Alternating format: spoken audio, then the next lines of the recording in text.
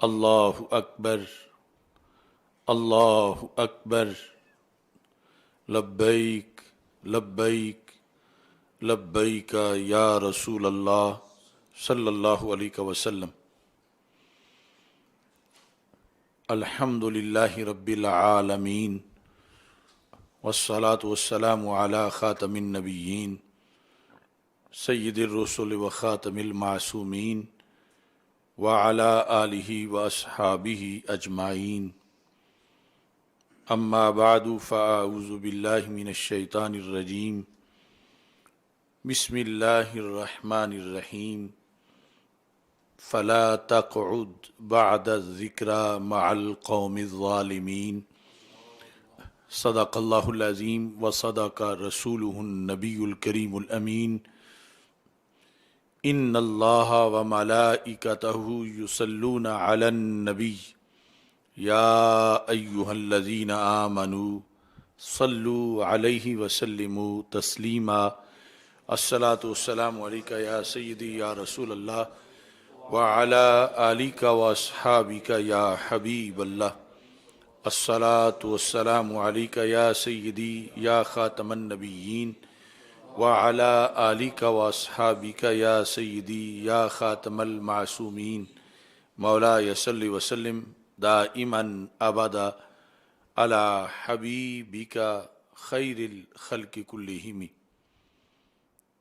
خدایا بحق بنی فاطمہ کہ بر قول ایماں کنی خاتمہ، اگر دعوتم رد کنی ور قبول، منو دستو دامان آل رسول صلی اللہ علیہ وسلم۔ اللہ تبارک و تعالی جل جلالہ وعم نوالہ واتم برہانہ وعظم شانہ وجل ذکرہ وعز اسمہ کی حمد و ثنا، اور حضور سرور کائنات مفخر موجودات زینت بزم کائنات دستگیر جہاں غم گسار زماں سید سروراں حامی بے کساں قائد المرسلین خاتم النبیین احمد مجتبیٰ جناب محمد مصطفیٰ صلی اللہ علیہ وآلہ واصحابہ وبارک وسلم کے دربار گوہر بار میں ہدیہ درود و سلام عرض کرنے کے بعد، السلام علیکم ورحمۃ اللہ وبرکاتہ۔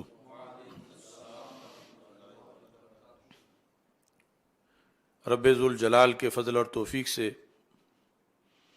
تحریک لبیک یا رسول اللہ صلی اللہ علیہ وسلم اور تحریک صراط مستقیم کے زیر اہتمام رمضان المبارک کے مقدس لمحات میں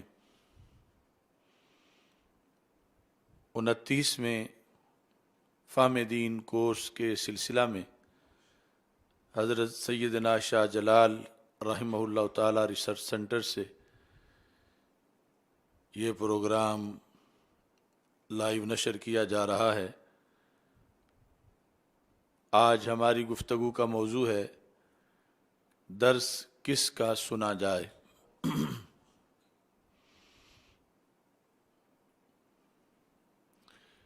انسان کے لیے زندہ رہنے کے لیے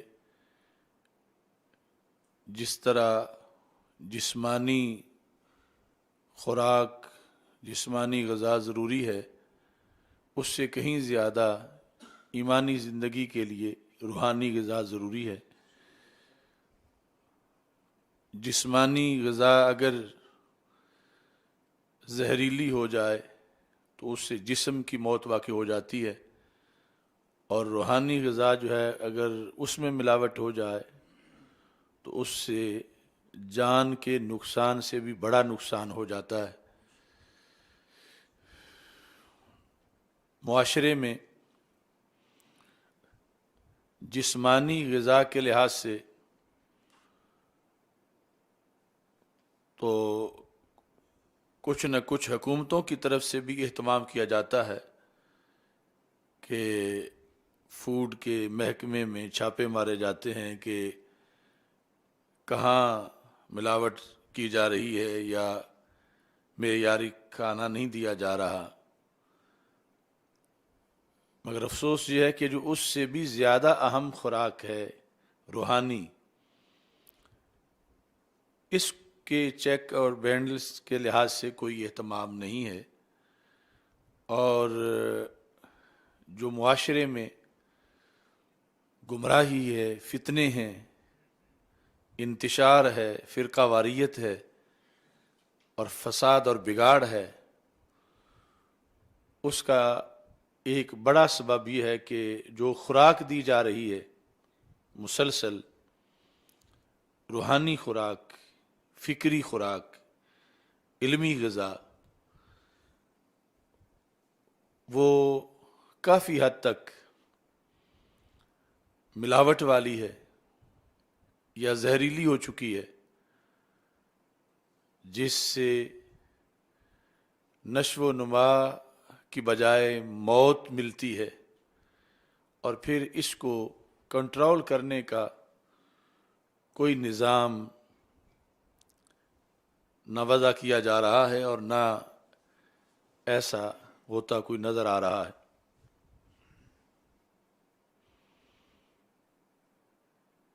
آج کے اس پروگرام کے ذریعے سے ہر بندے کو دعوت ہے کہ جو دلائل ہم اس کے پیش کرتے ہیں اس کے پیش نظر وہ اپنی عاقبت سنوارنے کے لیے، خود بھی اپنی نسلوں کو محفوظ کرنے کے لیے بھی، اپنے عزیز و اقارب، اپنے حلقہ اثر دوستوں تک جہاں تک وہ کر سکتا ہے وہ اس کا اہتمام کرے کہ زہریلی خوراک سے تو بھوکا رہنا اچھا ہے، کم از کم اس میں ایمان اور جان کو تو خطرہ نہیں پہنچے گا، اور جان بوجھ کے غیر معیاری روحانی خوراک، جس پر علمی یا روحانی کا لفظ بولا جاتا ہے، یا پھر جو زہریلی ہو چکی ہے، پائزن ہے، اس کا استعمال، یہ خودکشی ہے، فکری خودکشی ہے، تو اس سے بچنا چاہیے۔ قرآن مجید برہان رشید میں رب ذوالجلال کا سورہ انعام کے اندر فرمان ہے، آیت نمبر 68 میں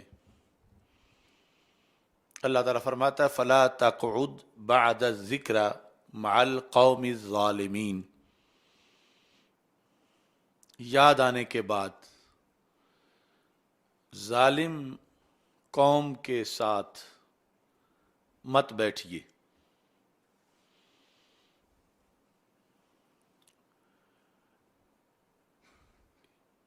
جس طرح اللہ کے اوامر ہیں قرآن مجید میں، ایسے نواہی بھی ہیں۔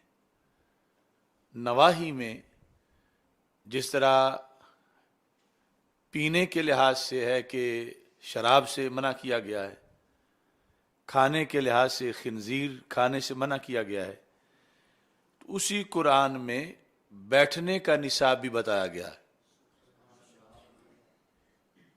یہ کتنا بھولا ہوا انسان ہے جو کھانے پینے کے لحاظ سے تو قرآن کے حکم کو فالو کرتا ہے، لیکن بیٹھنے کے لحاظ سے قرآن کے حکم کو بھول جاتا ہے۔ یعنی یہ تو عافیت ہے کہ اگر وہ کھانے پینے کے لحاظ سے اہتمام کر رہا ہے، اور جو وہ بھی نہیں کرتا وہ مزید گیا گزرا ہے، لیکن جو بیٹھنے کے لحاظ سے حکم ہے اللہ تعالیٰ کا، اس کو کیوں اگنور کیا جا رہا ہے؟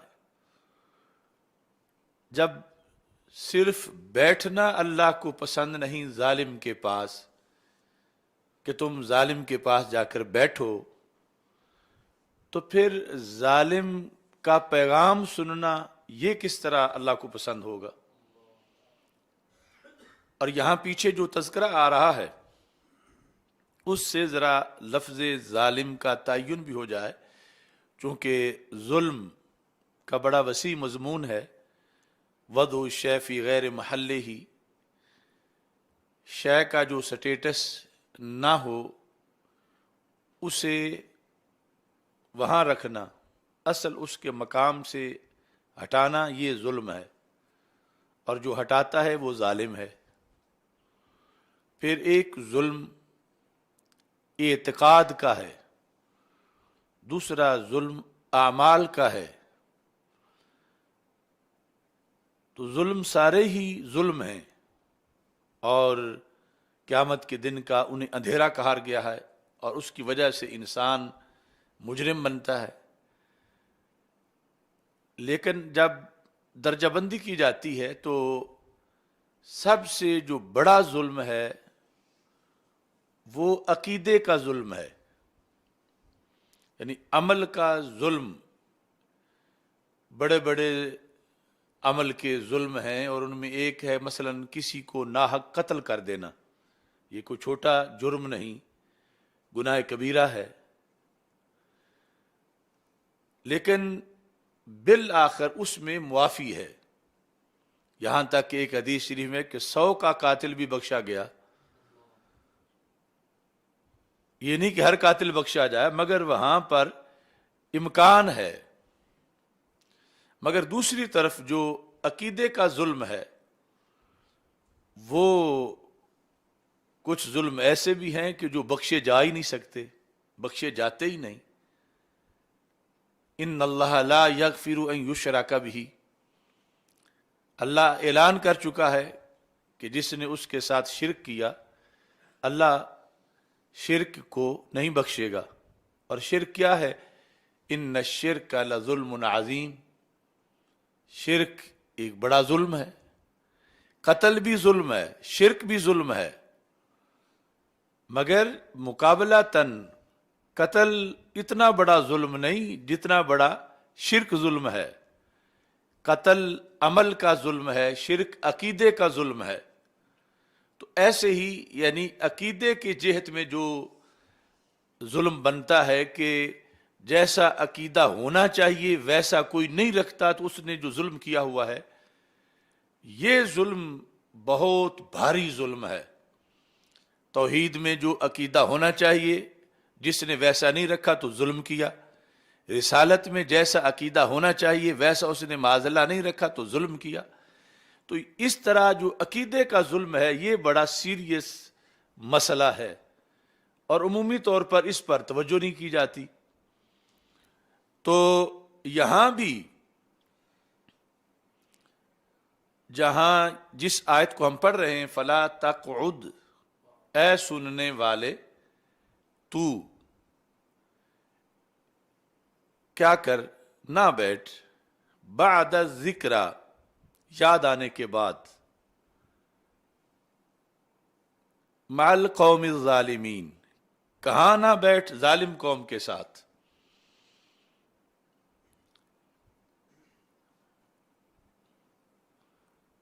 بعض مفسرین نے تو یہ جو پیچھے آیت آ رہی ہے وَإِذَا رَأَيْتَ الَّذِينَ يَخُوضُونَ فِي آيَاتِنَا، اس میں یعنی خطاب رسول پاک صلی اللہ علیہ وسلم کے لیے سمجھ کے پھر اس کی تشریح کی ہے، لیکن راجح یہ ہے کہ یہ مخاطب جو ہے سننے والا، ہر سننے والا قیامت تک اسے اللہ کی طرف سے یہ کہا جا رہا ہے۔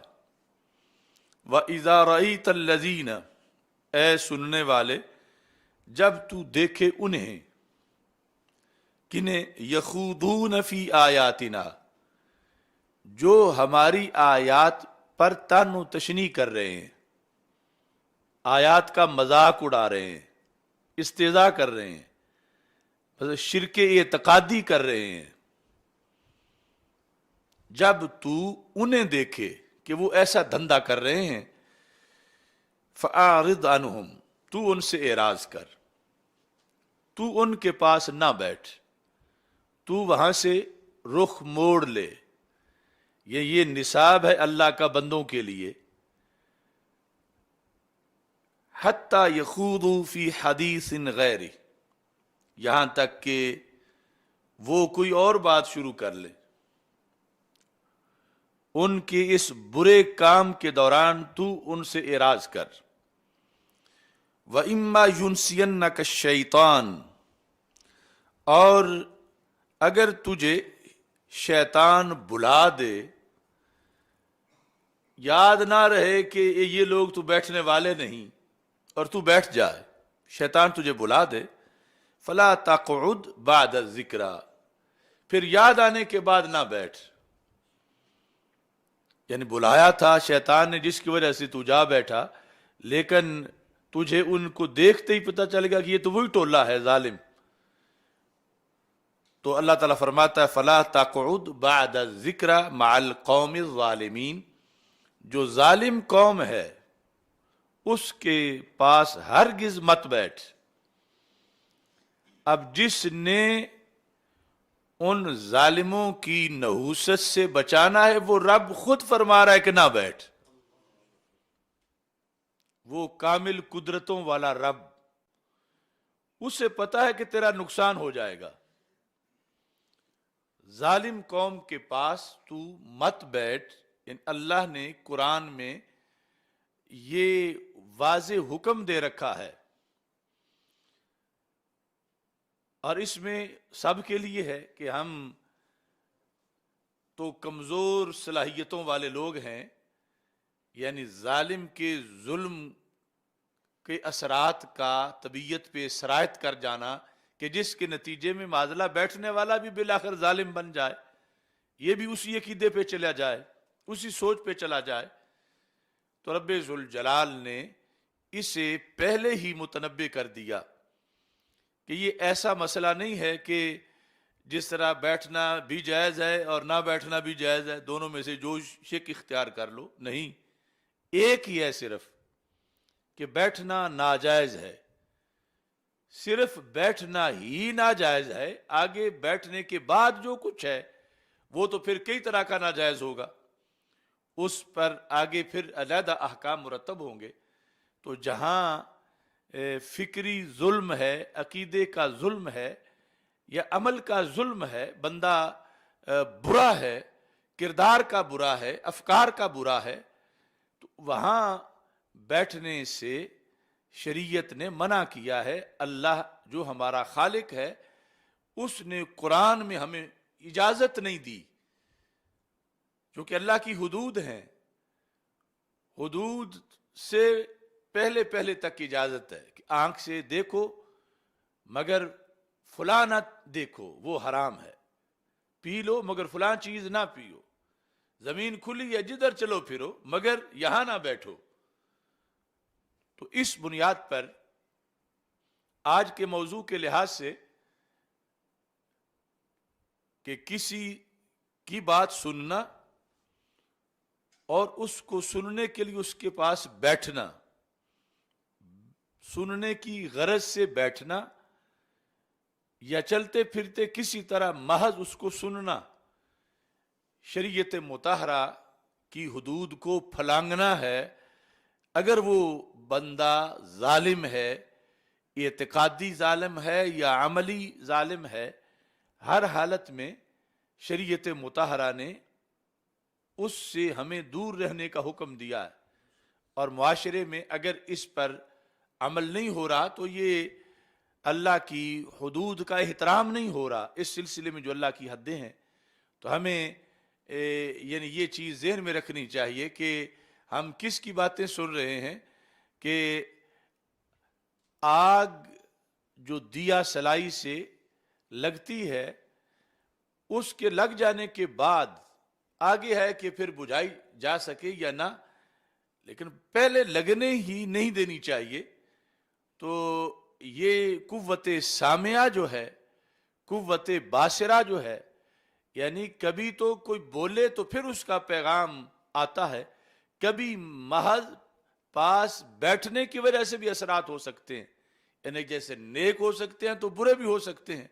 تو اس بنیاد پر شریعت مطہرہ نے مجالست کے لحاظ سے اور پھر کسی کی گفتگو سننے کے لحاظ سے اور پھر کسی کو رہبر سمجھ کے اس کی بات سننے کے لحاظ سے یہ ہمیں ایک نصاب عطا کیا ہے. اس سلسلہ میں حضرت لقمان علیہ السلام کا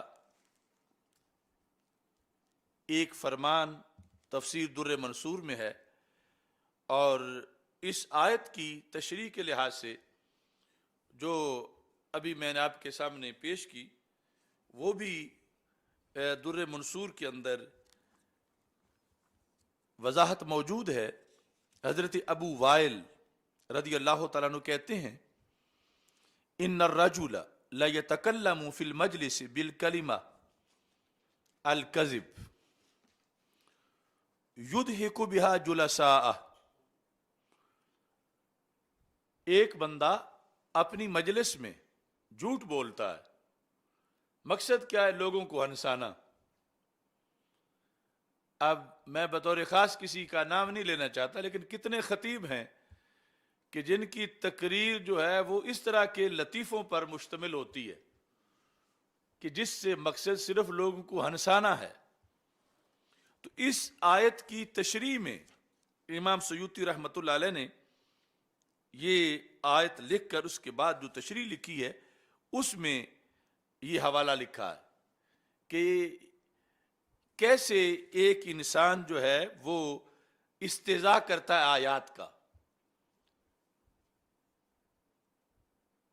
استہزاء کیسے ہوتا ہے، اور جو یعنی دوسری آیت ان اذا سمعتم وقد نزل علیکم فی الکتاب ان اذا سمعتم آیات اللہ یکفر بها ویستہزأ بها فلا تقعدوا معهم حتى يخوضوا فی حدیث غیرہ۔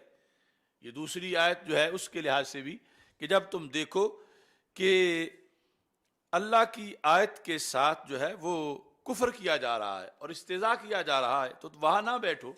تو اس میں انہوں نے یہ ذکر کیا کہ ان الرجل لا يتكلم فی المجلس بالکلمہ، کہ ایک بات وہ مجلس میں کرتا ہے اور بات جھوٹ ہے۔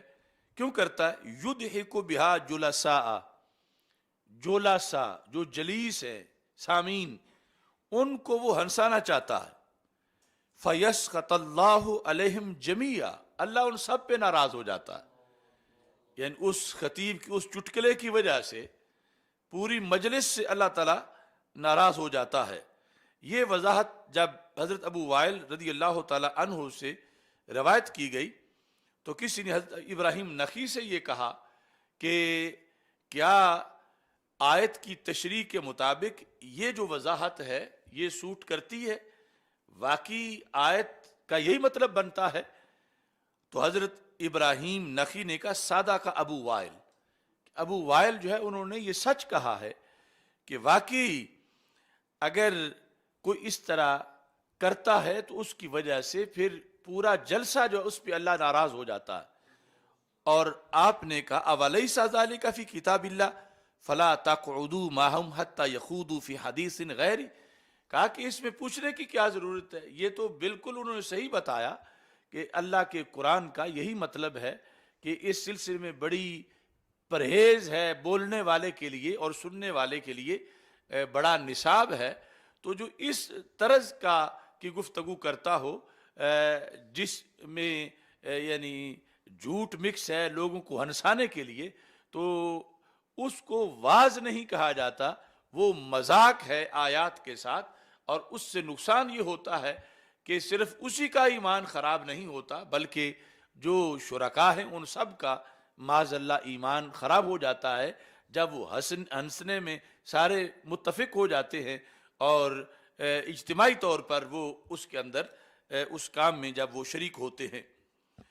تفسیر در منصور کے جلد نمبر 6 میں حضرت لقمان علیہ السلام کا ایک فرمان موجود ہے، اس کی تمہید سے میں اپنی گفتگو کو آگے بڑھانا چاہتا ہوں۔ آپ نے یہ ارشاد فرمایا اپنے بیٹے کو نصیحت کرتے ہوئے، اور یہ ہم سب مسلمانوں کے لیے نصیحت ہے اور ہر والد اپنی اولاد کو یہ نصیحت کرے۔ انہوں نے کہا کہ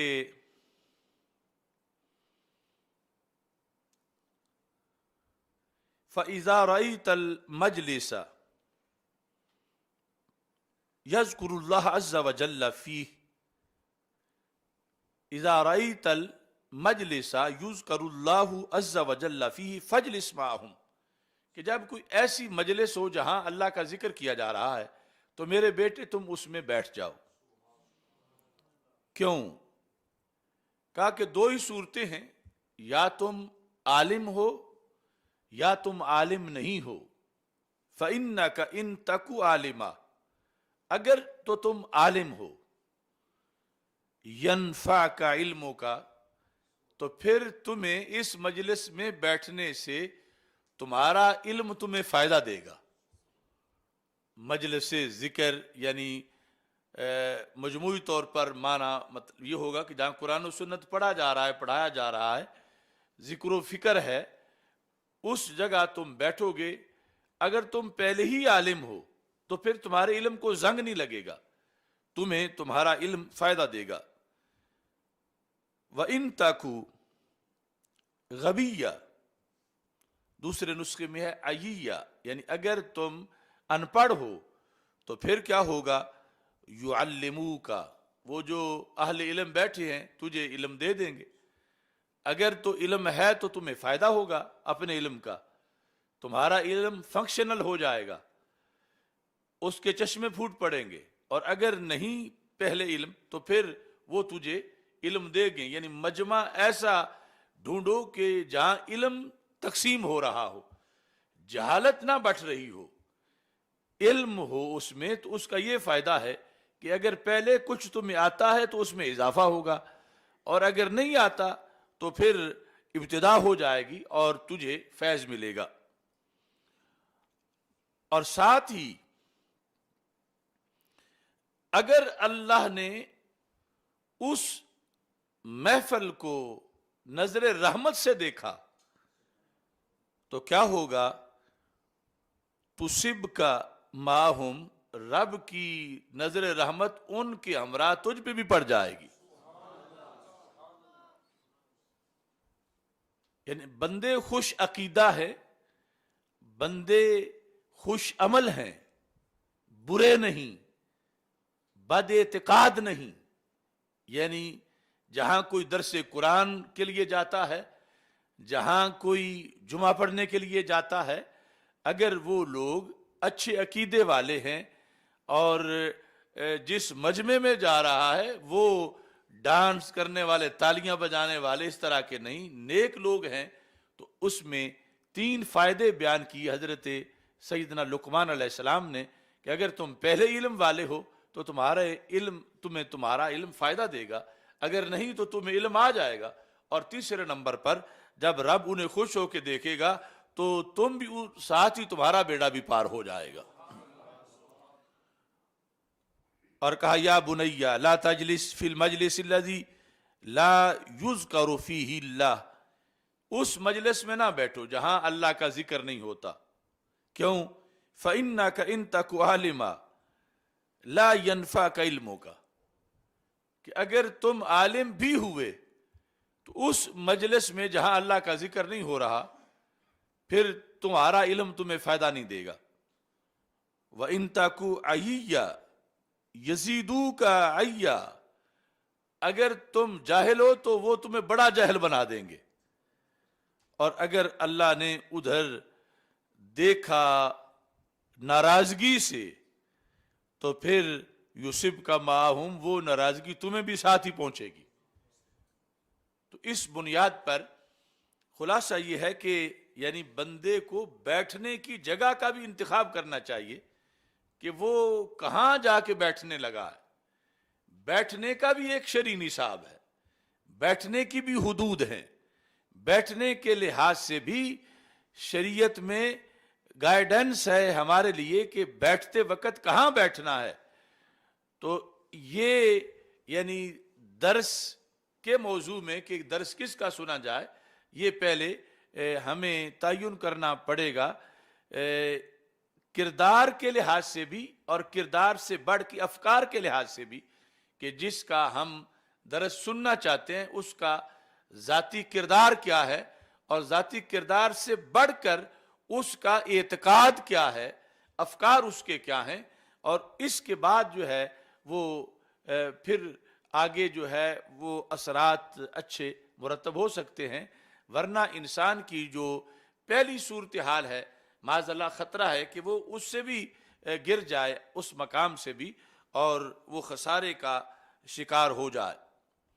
نبی اکرم نور مجسم شفیع معظم صلی اللہ علیہ وسلم کا ایک فرمان کنز العمال سے آپ حضرات کے سامنے پیش کر رہا ہوں کہ درس کس کا سنا جائے۔ یہ جلد نمبر 9 ہے، صفحہ نمبر 147 ہے، اور دوسری طرف یہی فرمان حلیت الاولیاء کے اندر جلد نمبر 8 اور صفحہ نمبر 61 پر ہے۔ ہمارے آقا صلی اللہ علیہ وسلم سے سیدنا جابر رضی اللہ تعالیٰ عنہ روایت کرتے ہیں کہ رسول پاک صلی اللہ علیہ وسلم نے ارشاد فرمایا، یعنی یہ قول صحابی نہیں، فرمان رسول علیہ السلام ہے۔ قال رسول اللہ صلی اللہ علیہ وسلم لا تجلسوا ما کل عالم، جاہل تو جاہل رہا، فرما ہر عالم کے پاس مت بیٹھو۔ ایک تو یہ ہے نا کہ بیٹھ جائے اور کہے کہ میں توجہ سے سنوں گا نہیں، بیزار ہو کے بیٹھا رہوں گا۔ سرکار کہتے ہیں بیٹھو ہی نہیں۔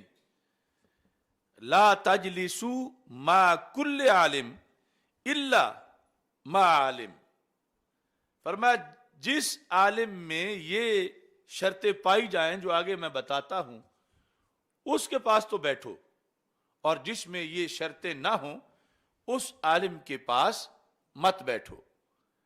لا تجلسوا ما کل عالم الا ما عالم، تو مطلب یہ ہے کہ ایک ہے 1 گھنٹے کے لیے بیٹھنا، ایک ہے 9 سال کے لیے درس نظامی کے لیے بیٹھنا، ایک ہے 1 دن کے لیے بیٹھنا، ایک ہے اس کو مسجد میں امام منتخب کیا جا رہا ہے نماز پنجگانہ کے لیے روز بیٹھنا یا جمعے کے لیے۔ تو یہ یعنی جو محلوں کی کمیٹیاں ہیں یا محلوں کے جو نمازی ہیں یا مدارس کے جو طلباء ہیں یا پوری امت ہے، اس کے لیے رسول پاک صلی اللہ علیہ وسلم کا اس سلسلہ میں فرمان ہے کہ بچہ حفظ کس کے پاس کرے، بچہ درس نظامی کس کے پاس پڑھے، بندہ درس قرآن کس کا سنے، بندہ جمعہ کہاں پڑھے، اولاد کو کہاں پڑھائے۔ تو رسول پاک صلی اللہ علیہ وسلم ارشاد فرماتے ہیں اس عالم کے پاس بیٹھو یدعوکم من 5 الی 5، جو تمہارے اندر 5 تبدیلیاں لائے، من 5 الی 5، تمہارے اندر 5 تبدیلیاں لائے، یعنی ہو سکتا ہے کہ وہ 5 چیزوں میں سے کوئی تمہارے اندر ہے، تو اس عالم میں یہ کمال ہو کہ وہ جو پہلے ہے اسے بدل کے اس کی جگہ اچھی چیز تمہاری طبیعت میں لے آئے، 5 سے 5 کی طرف۔ کیسے؟ من الشک الی الیقین، جو تمہیں بد اعتقادی سے خوش اعتقادی کی طرف لائے، جو تمہیں شک سے نکالے یقین کی طرف لائے۔ یعنی عمومی طور پر عوام کی یہ بیماری ہوتی ہے کہ پتہ نہیں چل رہا صحیح کون ہے، بس سارے ہی ٹھیک ہیں یا کیا ہے۔ تو عالم اس کے پاس بیٹھنے کی اجازت دی رسول پاک صلی اللہ علیہ وسلم نے کہ اس کا سبق سنو کہ جو تمہیں شک سے یقین کی طرف لائے۔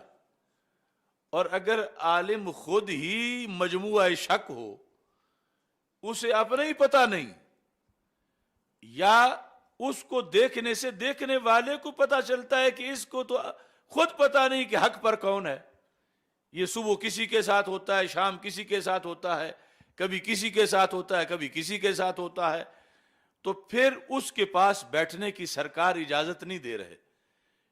پکے عالم کے ساتھ بیٹھو، اتنا پکا ہو کہ جو تمہارا شک بھی دور کر دے، شک سے نکال کے جو تمہیں یقین دے، اس کی بات سنو، اس کے پاس بیٹھو۔ بلکہ بات سننے سے پہلے بیٹھنے کے لیے بھی اسے پسند کرو، یا پھر آگے سلسلہ بیعت ہے تو اس سلسلہ میں اسے پسند کرو، اسے کہ جو شک سے نکال کے یقین دینے کی صلاحیت رکھتا ہو تو پھر اس کا قرب اختیار کرو، پھر اس کے ہاتھ میں ہاتھ دو. اور جو شک کی فرنچائز بن کے بیٹھا ہوا ہو کہ پکے لوگ بھی ہیں تو انہیں بھی شک میں دھکیلے اور ان کو بد عقیدہ بنائے یا یقین سے شک کی طرف ان کو وہ کھینچ رہا ہو، تو ہمارے آقا صلی اللہ علیہ وسلم امتی کو اجازت نہیں دے رہے اس کے پاس جانے کی. تو فرمایا جو 5 سے 5 کی طرف تمہیں دعوت دینے والا ہو اس عالم کے پاس تم جاؤ، ہر عالم کے پاس نہ جاؤ. یعنی ایک تو یہ نا کہ جاہل کے پاس نہ جاؤ، ظالم جو بدکار ہے، جو غنڈہ ہے، جو بدماش ہے، اس کے پاس نہ جاؤ. دوسرا فرما ہر عالم کے پاس بھی نہ جاؤ، اس عالم کے پاس جاؤ کہ جس عالم کے اندر انقلاب لانے کی تمہارے اندر اس میں صلاحیت ہو. اور اس میں پہلی چیز یہ ہے کہ رسول پاک صلی اللہ علیہ وسلم نے فرمایا من الشک الی الیقین. یہ 2 کتابوں کے حوالے سے میں تمہارے سامنے پیش کر رہا ہوں کہ شک سے نکال کے جو تمہیں یقین کی طرف لے آئے. وَمِنَ الْعَدَاوَةِ إِلَى النَّصِيحَةِ، جو عداوت سے نکال کے نصیحت کی طرف لے آئے. عداوت یہ ہے کہ دین کا خیر خواہ نہ ہونا، نصیحت ہے دین کا خیر خواہ ہونا، کہ تمہارے اندر یہ جذبہ نہیں کہ دین کی خیر خواہی کے کتنے شعبے ہیں، کیسے کیسے دین کی خیر خواہی کی جا سکتی ہے اور تمہاری زندگی بسر ہو رہی ہے. تو رسول پاک صلی اللہ علیہ وسلم فرماتے ہیں تم اس عالم کے پاس کہ جہاں جا کے بھی تم نے وہ پہلے کی طرح ہی رہنا ہے، کہ تمہیں پتہ ہی نہیں کہ دین کی اس وقت ضرورتیں کیا ہیں اور دین کی خیر خواہی کیسے ہو سکتی ہے، تو تم ایسے عالم کے پاس جاؤ جو تمہارے اندر وہ عداوت جو ہے، عداوت والی پوزیشن، دین سے عداوت والی، اس کو ختم کر کے تمہارے اندر دین کی خیر خواہی کا جذبہ بھر دے، تمہیں دیندار بنا دے، تمہارے اندر ایک سپرٹ رکھے کہ کس طرح دین کا کام کیا جاتا ہے. وَمِنَ الْكِبْرِ إِلَى التَّوَاضُعِ، اس عالم کے پاس جاؤ کہ جو تمہارے اندر سے تکبر نکال کے عاجزی بھر دے. دیکھو سرکار کے لفظ کس قدر روشن ہیں. یہ نہیں کہ تم جا کے مزید آکڑ خاں بن جاؤ کہ پہلے تو یہ تھا، اب یہ ہے کہ میں تو فلاں حضرت صاحب کا مرید ہوگا، مجھے کیا رولا ہے. نہیں، تکبر سے جو تمہیں عاجزی کی طرف لے آئے، تکبر سے عاجزی کی طرف، کہ اس کے پاس بیٹھنے سے تمہارا دل موم ہو، اس کے پاس بیٹھنے سے تمہیں آخرت یاد آئے، اس کے پاس بیٹھنے سے تمہیں عاجزی پسند آنے لگے کہ اکڑنے میں کوئی فائدہ نہیں، اصل فائدہ تو عاجزی میں ہے. تو جو عالم اپنی گفتار اور کردار سے تمہارے اندر تکبر کی بجائے عاجزی لائے، اس عالم کے پاس بیٹھو. رسول پاک صلی اللہ علیہ وسلم نے اپنی امت کے عوام کو قیامت تک کے لیے یہ جو پیکج دیا، سرکار چونکہ خاتم النبیین صلی اللہ علیہ وسلم ہیں کہ میں چلا جاؤں گا لیکن قیامت تک میری امت تو رہے گی، اور اس امت کی اس وقت بھی رہنمائی میں نہیں کرنی ہے. تو اس طرح میری امت جیے کہ معاشرے کے اندر ڈھونڈ کر کے ایسے عالم کے پاس جائے، ایسے پیر طریقت کے پاس جائے کہ جس کے اندر یہ خوبیاں موجود ہوں کہ اس کو جا کر دیکھنے سے اگرچہ وہ بول ابھی نہ بھی رہا ہو تو پتہ چل جائے کہ وہاں پر تکبر کو اپریشیٹ نہیں کیا جاتا بلکہ تواضع کو اپریشیٹ کیا جاتا ہے، اور عاجزی جو ہے چھلک رہی ہے.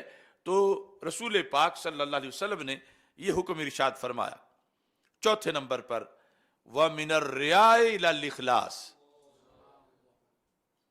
ہر عالم کے پاس نہ بیٹھو، اس عالم کے پاس بیٹھو جو تمہیں ریا سے اخلاص کی طرف لے آئے. یعنی اگر تم پہلے ہی ریا سے پاک ہو تو وہ پھر ترقی تمہیں دے، اور اگر تمہیں مرض ہے تو وہ اس کو صحیح کرے، یعنی یہ اس کا کام ہے کہ وہ اسپیشلسٹ ہو، اور اگر جن خامیوں سے اس نے بچانا ہے معاذ اللہ وہ خود انہی خامیوں کا شکار ہو، تو پھر بیٹھنے والے کو فائدہ کیا ہوگا؟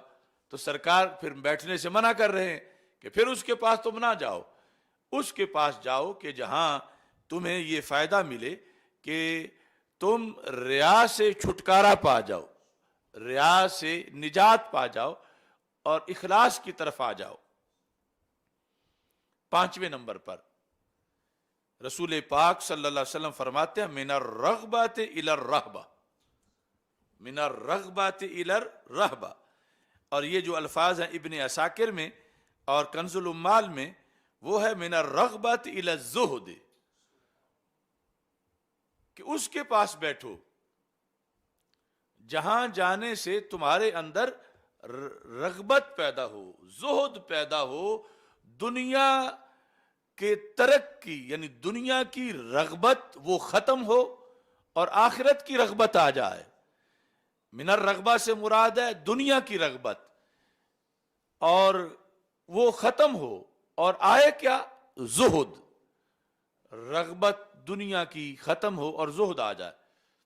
اب یہ مثلا کوئی عالم دین ایسا ہے کہ جہاں جا بیٹھو تو گاڑیوں پہ بحث ہو رہی ہے کہ 1 کروڑ کی ہے، دوسری 1.5 کروڑ کی ہے، یا اس طرح کی چیزیں، یہی تذکرہ ہوتا رہتا ہے اور اسی طرف دھیان کیا جاتا ہے، تو یہ آنے والا جو ہے اس کے اندر دنیا کی آگ کیسے بجھے گی؟ یہ تو اس پہ تیل ڈالا جا رہا ہے، یا ایسا کوئی پیر طریقت یا اس طرح کا کوئی رہبر، اس طرح کا کوئی دین کا پیشوا بنا ہوا ہے، اور وہاں ساری جو تربیت ہے وہ اس طرح کی ہے، دنیا کے شوق کی، دنیا کے معاملات کی، اور زہد نام کی کوئی چیز نہیں۔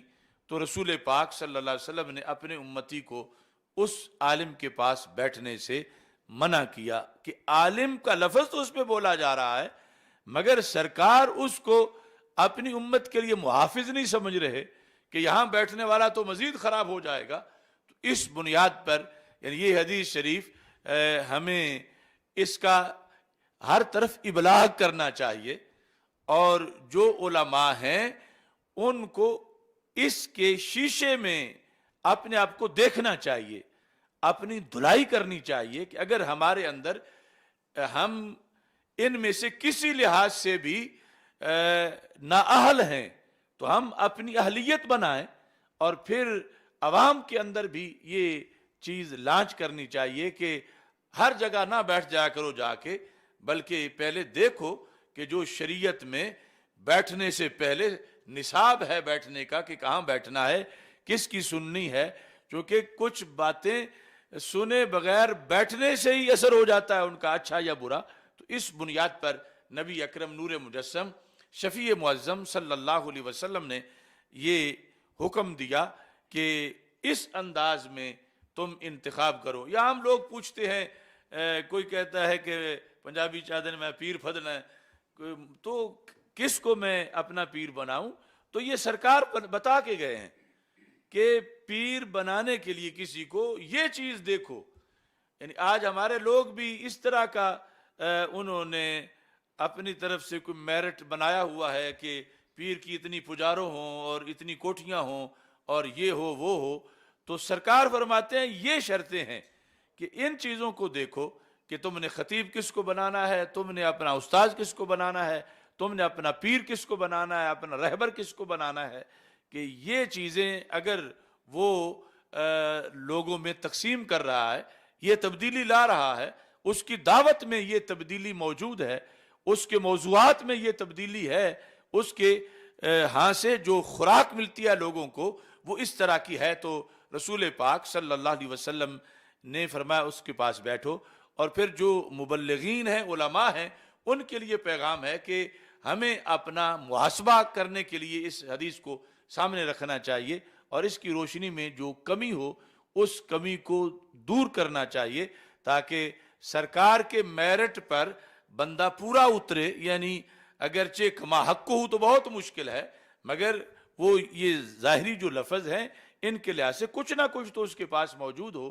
تو اس بنیاد پر یہ حدیث، اس کورس کا خصوصی ایک لنگر ہم اپنے سامعین کو جو اللہ کے فضل سے پوری دنیا میں ہیں ان کو پیش کر رہے ہیں. اب اس کے ساتھ نبی اکرم نور مجسم شفیع معظم صلی اللہ علیہ وسلم نے پھر عقیدے کے لحاظ سے زیادہ زور دیا. جس طرح کہ شروع میں کہہ چکا ہوں کہ عمل کا ظلم اس پر عقیدے کا ظلم زیادہ بھاری ہے. تو ایک شخص کے پاس جانے سے عمل میں بگاڑ آئے تو آنا تو وہ بھی نہیں چاہیے، لیکن اگر اس کی بات سننے سے عقیدے میں بگاڑ آ جائے تو پھر یہ مزید زیادہ خرابی ہے. تو ہمارے آقا صلی اللہ علیہ وسلم سے حضرت عمر رضی اللہ تعالی عنہ روایت کرتے ہیں جو سنن ابی داؤد میں ہے. نبی اکرم صلی اللہ علیہ وسلم نے فرمایا لا تجالسوا اہل القدر، اگر کوئی بندہ تقدیر کا عقیدہ نہیں مانتا تو اس کے پاس مت بیٹھو. لا تجالسوا، یہ میں بطور مثال ایک صرف پیش کر رہا ہوں، اس مضمون کی سینکڑوں حدیثیں ہیں. یعنی آج جو صلح کلیت ہے اور ہر دیگ کا چمچہ بننے کا جو ایک فیشن ہے اور ہر چراگاہ میں چرنے کا جو ایک رواج ہے، تو سرکار دو عالم صلی اللہ علیہ وسلم ادھر اللہ کا پہلے فرمان سنایا فلا تقعد بعد ذکر مع القوم الظالمین، کہ جن ذاتوں کے سہارے جینا ہے وہ تو پہلے سمجھا رہے ہیں. اللہ فرماتا مت بیٹھو، سرکار فرماتے ہیں لا تجالسوا اہل القدر، یعنی جو بد عقیدہ ان میں سے ایک کمپنی کا ذکر کر کے قدریہ فرقے کا فرمایا کہ ان کے پاس مت بیٹھو، بلکہ یہ بھی فرمایا ولا تفاتحوہم، ولا تفاتحوہم، کہ یہ اتنے زہریلے ہیں ان سے مناظرہ بھی نہ کرو. یعنی مناظرہ کرنے کے لیے بھی نہ بیٹھو، ایک تو یہ نہ سمجھنے کے لیے بیٹھنا. یعنی بعض ایسے ہیں کہ ان کے مقابلے میں مناظرہ کرنا کے لیے بیٹھنا جہاد ہے، لیکن یہ جو ان کا روگ ہے اس کے لحاظ سے رسول پاک صلی اللہ علیہ وسلم نے فرمایا کہ ولا تفاتحوہم، جس کا جو ترجمہ ہے الکاشف عن حقائق سنن کے اندر یہ کیا گیا لا تناظروہم ولا تباسوا معہم عن الاعتقاد فانہم یوقعونکم فی الشک، کہ ان کے ساتھ تم بحث نہ کرو، وہ تمہیں بھی شک میں ڈال دیں گے.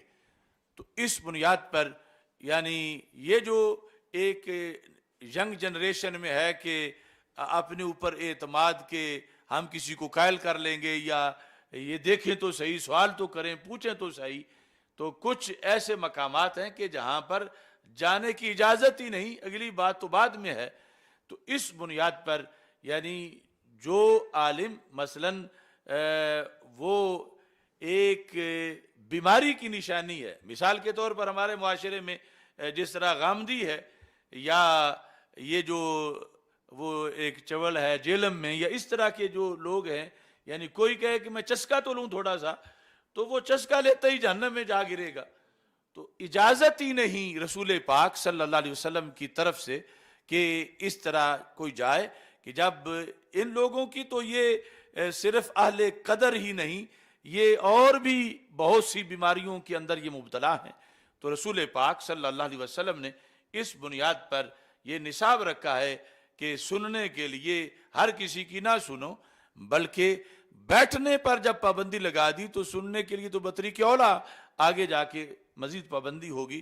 فرمایا لا تجالسوا اہل القدر ولا تفاتحوہم، کہ نہ ان کے پاس بیٹھو اور نہ ان سے مسئلہ پوچھو، ان سے بات ہی نہ کرو. اس طرح تم اپنے آپ کو محفوظ رکھ سکتے ہو.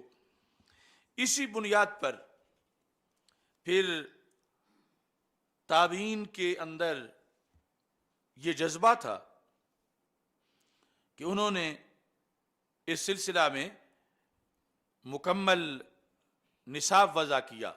یہ صحیح مسلم کے اندر امام ابن سیرین کا یہ قول موجود ہے. صفحہ نمبر 15 پہ یہ جو مقدمہ ہے صحیح مسلم شریف کا، ان ابن سیرین قال لم يكونوا يسألون عن الاسناد، لوگ اسناد نہیں پوچھتے تھے. جو یہ تابعی ہیں، اسناد کہ جو تم حدیث بیان کرنے لگے ہو کس نے بیان کی، تمہارے استاذ کون ہیں؟ چونکہ جو صحابہ رضی اللہ تعالی عنہ ہیں وہ سارے عدول ہیں، ان کے لحاظ سے تو پوچھنے کی ضرورت نہیں. ان کے بعد پھر جو معاملہ ہے، چونکہ کہیں ایک حدیث اس زمانے میں 2 واسطوں سے بیان ہو رہی تھی، کہیں 4 واسطوں سے بیان ہو رہی تھی. تابعین کے زمانے میں بھی چونکہ تھوڑے وقت میں بھی ایک بندہ دوسرے کے سامنے بیان کرتا، دوسرا تیسرے کے سامنے، چوتھے کے سامنے، تو یہ کہتے ہیں پہلے تو نہیں پوچھتے تھے اسناد کے بارے میں. فلما وقعت الفتنہ، جب فتنہ آ گیا. اب جس فتنے کا ذکر ابن سیرین کر رہے ہیں ظاہر ہے وہ انہی کے زمانے کا ہے، ان کے وصال کے بعد والے فتنے کا تو وہ ذکر نہیں کر رہے. کہ جب فتنہ آ گیا یعنی بد اعتقادی آ گئی، اور پھر یہ جو خوارج ہیں، معتزلہ ہیں، روافض ہیں، نواسب ہیں، اور وہ جو اس زمانے کے اندر یہ لوگ جو ہیں وہ پیدا ہو چکے تھے. کہتے ہیں جب یہ فتنہ آ گیا، قالو، اب جس وقت دین کی بات سننے کا موقع ہوتا ہے یا دعوت دی جاتی ہے کہ فلاں حضرت صاحب خطاب کرنا چاہتے ہیں سنو، فلاں پڑھانا چاہتے ہیں سنو، تو کہتے ہیں اب ہمارے زمانے میں یہ قانون ہے، ہم کہتے ہیں سمو لنا رجالکم، کہ تم ہمارے سامنے اپنے اساتذہ کا نام بتاؤ. یعنی یہ حدیث جو بتانا چاہتے ہو یہ کس سے تم نے سنی؟ اگلے حصے میں کہتے ہیں یہ ہم کیوں پوچھتے تھے، مطلب کیا ہوتا تھا؟ فَيُنْظَرُ إِلَىٰ أَهْلِ السُّنَّةِ فَيُؤْخَذُ حَدِيثُهُمْ، کہ سنی دیکھا جائے گا کہ اگر تو بتانے والا اپنے استاذ کا نام لیتا اور وہ سنی ہے تو پھر حدیث قبول کی جائے گی. مطلب یہ ہے پھر تقریر سنی جائے گی، پھر درس سنا جائے گا. وَيُنْظَرُ إِلَىٰ أَهْلِ الْبِدْعِ، یہ اہل البدع ہر بد عقیدہ کو کہا جاتا ہے. یعنی کسی ایک بد عقیدہ کا یہ نام نہیں، جتنے بھی بد اعتقادی اس وقت آ چکی تھی اور جتنی اس کے بعد آئی وہ سب اہل بدع ہیں. تو کہتے ہیں اگر وہ بندہ اہل بدعت میں سے ہوتا فلا یؤخذ حدیثہم، تو پھر ان کی حدیث نہیں لی جائے گی. یعنی ایک ہے کسی کا بیان کردہ قول اپنا، یہاں تو یہ ہے کہ وہ کہے کہ حدیث ہے تو حدیث بھی نہیں مانی جائے گی، کیونکہ حدیث تب مانی جائے جب اس بولنے والے کا عقیدہ مانا جائے. اس کا عقیدہ ہی جب صحیح نہیں تو اس کی طرف سے کیا شورٹی ہے کہ یہ صحیح بول رہا ہے، سچ بول رہا ہے. یعنی اتنا دخل ہے درس سننے میں، اتنا دخل ہے کسی کی تقریر سننے میں کہ اس کے عقیدے پر بندے کو مکمل اطمینان ہو کہ کسی طرح یہ بد عقیدہ نہیں ہے پھر سنیں. اگر اطمینان نہیں تو اس سے نہ سننا کروڑ درجہ اچھا ہے سننے سے. کیونکہ سننے سے جس طرح وہاں پر ایک ہے زہریلی خوراک کھانا، دوسرا ہے بھوکے رہنا، تو زہریلی کھانے سے بھوکے رہنا اچھا ہے کہ مرے گا تو نہیں، زندہ تو رہے گا، اور جب ملے گی کھا لے گا، لیکن زہریلی سے تو بڑا نقصان ہو جائے گا. تو اس بنیاد پر یعنی پیر چننا، استاذ چننا، خطیب، اور یہ کہ نیٹ سے کس کو سنے، ٹی وی سے کس کو سنے، یہ کس کا لیکچر سنے، کس کی بات سنے، تو یہ وہ زمانہ جب ابھی ملاوٹ مثال کے طور پر 2% ہوئی تھی، اس وقت یہ سکریننگ تھی. اور اب جب 100% سے بھی زیادہ ہو گئی ہے بعض معاملات میں، تو کس قدر لازمی ہے کہ یہ دیکھا جائے، روزانہ والدین دیکھیں کہ ان کے بچے کس کی بات سنتے ہیں، کہاں سے سنتے ہیں، کس کے پیچھے جمعہ پڑھتے ہیں، سکول میں کس کی بات سنتے ہیں، دوستوں میں سے کس کی بات سنتے ہیں. چونکہ ہر طرف فتنہ جو ہے وہ بچے نکال چکا ہے، اور فتنوں کی نانیاں دادیاں آگے بہت ترقی کر چکی ہیں۔ تو اس بنیاد پر یعنی ہمارے آج کی اس گزارش کا یہ مطلب ہے کہ ایک بڑا مسئلہ ہے کہ اولادوں کو چھوڑ دینا اور پیچھے دھیان ہی نہ کرنا کہ وہ کہاں فکری کس چراگاہ میں ہیں، کس گھاٹ سے پی رہے ہیں۔ تو والدین کو یہ چاہیے قبل اس کے کہ وہ لٹ جائیں، یعنی بیٹا ان کا ہو اور وہ مرتد ہو چکا ہو، بد عقیدہ ہو چکا ہو، اور پھر یہ اسے نفرت کریں اور وہ ان کا جنازہ پڑھنے کو تیار نہ ہو، یہ اس کا پڑھنے کو تیار نہ ہو۔ اتنے بڑے حادثے سے پہلے چاہیے معاذ اللہ کہ روزانہ یہ دیکھا جائے کہ سرکار صلی اللہ علیہ وسلم نے جو قرآن نے ہمیں ایک طریقہ دیا ہے کہ بیٹھنا کہا ہے، سننی کس کی ہے، المرء علی دین خلیلہ فلینظر احدکم من یخالل، بندہ اپنے دوست کے دین پر ہوتا ہے، اسے چاہیے کہ وہ دیکھے کسے دوست بنا رہا ہے۔ تو اس بنیاد پر یہ چیزیں نہایت اہم ہیں۔ اس میں کچھ لوگوں کا یہ اپنی ول پاور کا ہوتا ہے کہ نہیں جی کچھ نہیں ہوتا، ہم کو بچے تو نہیں، ہم تو بڑے ہیں، اور اس طرح کی باتیں۔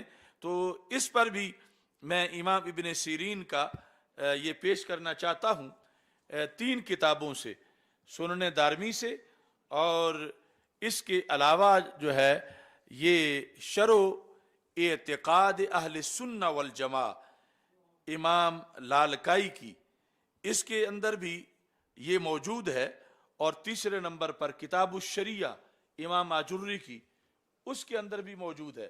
یعنی ان تینوں کے حوالے سے، اور اس کے علاوہ بھی اس کے حوالہ جات ہیں اس بات کے جو میں آپ کے سامنے اب پیش کرنا چاہتا ہوں۔ اس پر بھی وہ جو جہلم کا پاگل ہے اسے اعتراض تھا، چونکہ ایسے لوگوں کی دہاڑی ماری جاتی ہے جب یہ چیزیں سامنے آ جائیں، کیونکہ ان کا سارا فتنہ بچے نکال ہی اس لیے رہا ہے کہ ان چیزوں کو پیش نہیں کیا جا رہا۔ تو سنن دارمی، اب دیکھو یہ 255 ہجری ہے امام دارمی کی وفات، تو اس زمانے میں انہوں نے امام ابن سیرین کے لحاظ سے اس چیز کو لکھا، اور پوری سند کے ساتھ لکھا۔ یہ صفحہ نمبر 109 ہے۔ کہتے ہیں داخل رجلان من اصحاب الاہواء، یعنی جس طرح اہل بیدع بد عقائد کو کہا جاتا ہے، ایسے ہی اہل اہواء بھی بد عقیدہ جتنی بھی کمپنی ہیں ان سب کو کہا جاتا ہے، سب کو مشترکہ نام ہے۔ 2 بندے آ گئے امام ابن سیرین کے پاس۔ اب ابن سیرین نہ ویسے نہ بالغ تھے، نہ فکری نہ بالغ تھے، یعنی عمر بھی بڑی تھی، پھر اتنے بڑے تابعی تھے، اور اتنی بڑی پڑھی ہوئی شخصیت تھے۔ تو ان کے پاس جو ہے وہ 2 بد عقیدہ آ گئے۔ فقال یا ابا بکر، آپ کی کنیت جو ہے وہ ابو بکر ہے، کہنے لگے کہ نحدثک بحدیث، ہم تجھے ایک حدیث سنانا چاہتے ہیں، بس 2 منٹ دو، ہم حدیث سنانا چاہتے ہیں۔ کتنا مقدس لفظ ہے کہ ہم تجھے حدیث سنانا چاہتے ہیں۔ قال لا، آپ نے فرمایا اجازت نہیں، میں نہیں تم سے سننا چاہتا، یعنی مطلب تم سے نہیں سننا چاہتا، ویسے تو دن رات حدیث پڑھتے پڑھاتے ہی ہیں، لیکن جو تم سنانا چاہتے ہو میں نہیں سننا چاہتا۔ تو انہوں نے کہا چلو حدیث سے اوپر پھر قرآن ہے۔ قال فنقرأ علیک آیۃ من کتاب اللہ، تو حدیث نہیں سننی، تو ہم بس ایک آیت کتاب اللہ کی پڑھنا چاہتے ہیں، صرف ایک آیت، وہ سن لو۔ قال لا، امام ابن سیرین نے کہا میں تمہاری زبان سے آیت بھی نہیں سننا چاہتا۔ اب لوگ کہتے ہیں قرآن ہی پڑھانا، جس سے پڑھا لیں بچوں کو، اور یہ ابن سیرین خود نہیں پڑھ رہے کسی سے، یعنی حدیث نہیں سن رہے، آیت نہیں سن رہے۔ جس وقت وہ ڈھیٹ ہو کے بیٹھے ہوئے تھے تو آپ نے فرمایا لَتَقُومَانِ أَنِّي أَوْ لَأَقُومَنَّ، تساں جانا ہے کہ میں جانا ہے؟ لَتَقُومَانِ، تم اٹھو گے، یا میں اٹھوں گا، یعنی یہ اب اس سے آگے کیا کہا جا سکتا تھا کہ تم جاؤ گے یا میں جاؤں گا؟ میرا تو گھر ہے، مجھے بھیجنا ہے، مطلب یا اٹھ کے دفع ہو جاؤ، چلے جاؤ، میں نہ تمہاری زبان سے حدیث سننا چاہتا ہوں، نہ تمہاری زبان سے میں قرآن کی آیت سننا چاہتا ہوں۔ آج بڑے بڑے مفتی اور مولوی اور لوگ ہمیں کہتے ہیں کہ گھر آ گئے تھے تو ہم نے ان کو جفا مارنا ہی تھا، یا ان سے ایوارڈ لینا ہی تھا، یا بیٹھنا ہی تھا۔ تو آخر یہ لوگ بھی تو صاحب اخلاق تھے۔ امام ابن سیرین بھی خلق عظیم پڑھے ہوئے تھے اور بہت بڑے صوفی تھے، تو آپ نے فرمایا کہ تم نے جانا ہے یا میں نے جانا ہے؟ قال فخرجا، تو راوی کہتے ہیں اسما بن عبید کہ یہ جب آپ نے فرمایا نا تو وہ اٹھ کے چلے گئے۔ جب وہ نکلے فقال بعض القوم یا ابا بکر وما كان عليك ان يقرأ عليك آیۃ من کتاب اللہ، کیا بگڑنا تھا آپ کا حضرت اگر وہ دونوں ایک آیت پڑھ جاتے؟ کیا بگڑنا تھا؟ یعنی یہ کسی مخلص مرید نے ان سے یہ کہا، یعنی اندر یہی کہتا ہوگا کہ یہ کرم والے ڈاڈے زیادہ نے، یہ بھی کوئی گل آئی کہ وہ آیت پڑھنا چاہتے نے تھے، آیت بھی نہیں پڑھنی تھی۔ فقال بعض القوم یا ابا بکر وما كان عليك ان يقرأ عليك آیۃ من کتاب اللہ تعالی، کیا ہو جاتا اگر وہ پڑھ بھی لیتے تو کیا ہو جاتا؟ قال، آپ نے فرمایا انی خشیت ان یقرأ علی آیۃ فیحرفانها فیقر ذلک فی قلبی، فرمایا کہ مجھے ڈر تھا، تشویش تھی، یعنی ابن سیرین کو امام الاثر ہو کے بھی تشویش تھی، شیخ الاسلام وقت کا ہوتے ہوئے بھی تشویش تھی کہ وہ آیت پڑھیں گے فَيُحَرِّفَانِهَا، تو آیت پڑھتے ساتھ فوراً وہ اپنے مطلب کو بیان کرنے میں تحریف بھی کریں گے، تو کیا ہوگا؟ فَيَقِرُّ ذَلِكَ فِي قَلْبِي، مجھے خطرہ ہے کہ ان کا وہ بتایا ہوا مطلب میرے دل میں پکا نہ ہو جائے۔ ابن سیرین جیسا بندہ، چونکہ جب ایمان کی حفاظت کرنی ہے تو وہ کوئی معمولی چیز نہیں، اس کے لیے پھر ہر خطرہ جو ہے اس کا مقابلہ کرنا پڑے گا کہ ایمان بڑی قیمتی چیز ہے، کہیں خراب نہ ہو جائے۔ تو آپ نے فرمایا کہ میرے دل میں کہیں یہ چیز گھر نہ کر جائے، مجھے اچھی نہ لگے، میں کہیں پسند نہ کر لوں ان کی بیان کردہ چیز کو، تو اس واسطے میں یہ نہیں چاہتا کہ میں نے ان کو اس لیے فارغ کر دیا اور میں نے سننا پسند نہیں کیا۔ صفحہ نمبر 701 پر کتاب الشریعہ کے اندر امام آجری نے، جو 360 ہجری ان کی تاریخ وفات ہے، انہوں نے اس کو ذکر کیا اسی سند کے ساتھ، 2047 نمبر جو روایت ہے اس کے اندر۔ اور ایسے ہی یہ جو شرح اصول اعتقاد اہل سنہ والجماعہ لالکائی کی جلد نمبر 2، اس کے اندر بھی انہوں نے 151 صفحے پر اس کو ذکر کیا اور یہ واضح کیا کہ کس طرح ہمارے اکابر جو ہیں وہ ان امور کے اندر سنجیدہ تھے اور کتنا اس پر پابندی کرنے والے تھے۔ اور اس کے علاوہ ابن بطہ نے بھی اس کو ذکر کیا ہے، اور بھی بہت سی کتابوں کے اندر اس کا حوالہ موجود ہے۔ اب دوسرے جو مشہور بزرگ ہیں اسی زمانے کے، امام ابن سیرین کے ساتھی، وہ ہیں حضرت امام حسن بصری۔ یہ نحو میں کہا جاتا ہے نا جالس الحسن وابن سیرین، کہ کمی دونوں میں کوئی نہیں، خواہ حسن بصری کے پاس جا بیٹھو یا ابن سیرین کے پاس جا بیٹھو. یہ مثال دی جاتی ہے جالس الحسن وابن سیرین. اور اب بھی دونوں اکٹھے ہی ایک ہی جگہ دونوں کے مرکز ہیں. مجھے بصرہ میں حاضری کا شرف حاصل ہوا تو حضرت حسن بصری وہ میری علمی سند میں میرے شیخ بھی ہیں.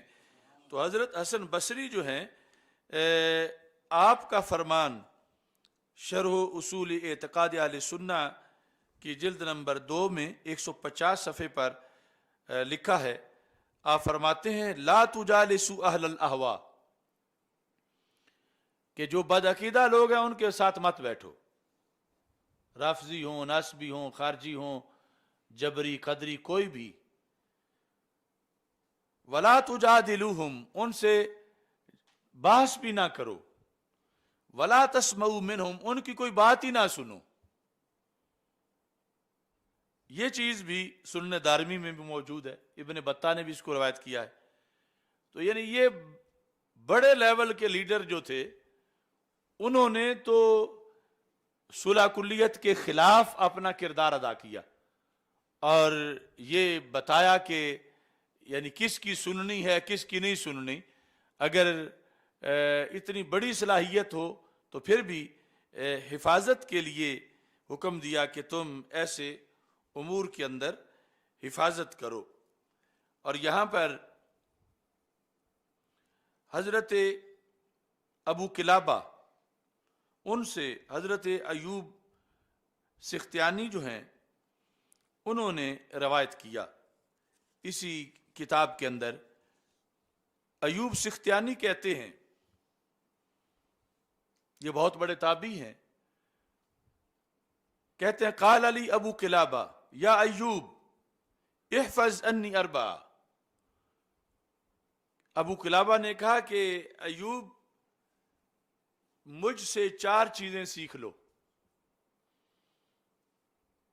پہلے 5 تن پاک کے لحاظ سے 5 گزری ہیں جو حدیث میں، تو اب یہ 4 یار کے لحاظ سے 4 بھی سیکھ لو. یہ بھی بڑی کام کی ہیں. پہلی کیا ہے؟ چونکہ ایوب سختیانی بھی وقت کے بہت بڑے امام تھے تو کہا لا تقولن فی القرآن برأیک، قرآن کے بارے میں کبھی اپنی رائے پر عمل نہ کرنا، یعنی تفسیر بالرائے نہ کرنا، اپنی مرضی سے قرآن میں اپنی مرضی نہ چلانا. وَإِيَّاكَ وَالْقَدْرِ، اور قدریہ جو فرقہ ہے ان سے بچ کے رہنا. وَإِذَا ذُكِرَ أَصْحَابُ مُحَمَّدٍ صلی اللہ علیہ وسلم فَأَمْسِكْ، اور جب اصحاب رسول صلی اللہ علیہ وسلم کا ذکر آئے تو زبان کو سنبھال لینا. یعنی کسی طرح کی کبھی بھی کوئی بے احتیاطی نہ کرنا، عام نہ سمجھنا کہ چلو بول لیں، یہ امساک ہے. یعنی شان تو بیان کرو مگر کبھی اگر کوئی تجھ سے کہلوانا چاہے یا اس طرح کی کوئی بات کرتا ہے، کوئی ویک پوائنٹ لانا چاہتا ہے تو اپنی زبان فوراً بند کر لو. چوتھے نمبر پر وہ ہمارا ابھی خصوصی موضوع کا حصہ ہے، وَلَا تُمَكِّنْ اصحاب الاہواء من سمعک، کسی بد عقیدہ کے سامنے اپنے کان کو پیش مت کرنا. کہ کسی بد عقیدہ کو یہ کنٹرول مت دو کہ وہ بولے اور تمہارے کان سنے، ایسا کبھی نہ کرنا.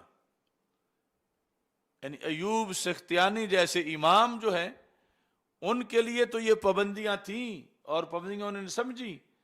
اور آج چھوٹے چھوٹے جو ہیں وہ کہتے ہیں جدھر سے جا کے ہم جو کچھ کرتے پھریں. تو کہا کہ اصحاب اہوا کو کبھی بھی تم اپنے کانوں پر تمکین نہ دو، یعنی انہیں یہ موقع نہ دو کہ وہ بولیں اور وہ بولا ہوا تمہارے کانوں میں داخل ہو. ان سے اپنے آپ کو ہمیشہ جو ہے وہ بچا کے رکھنا.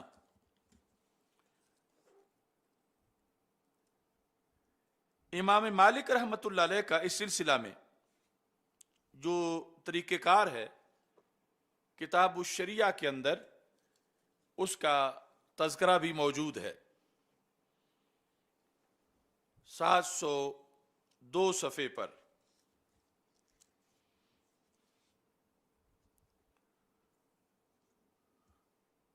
امام مالک رحمۃ اللہ علیہ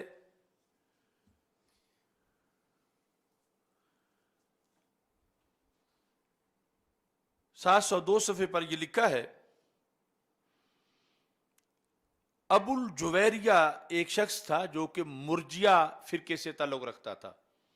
مرجیہ ارجاء یعنی وہ یہ کہتے تھے کلمہ پڑھ لینا کافی ہے، نماز روزے کی کوئی ضرورت نہیں، معاذ اللہ. عمل کو ڈیلے کرنے والے تھے.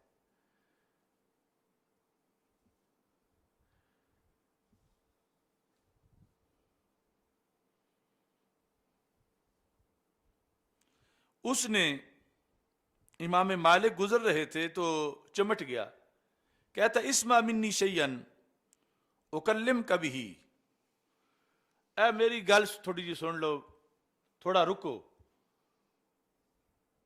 امام مالک نے کہا کہ نہیں، میں نہیں، آپ کی بات نہیں سنوں گا.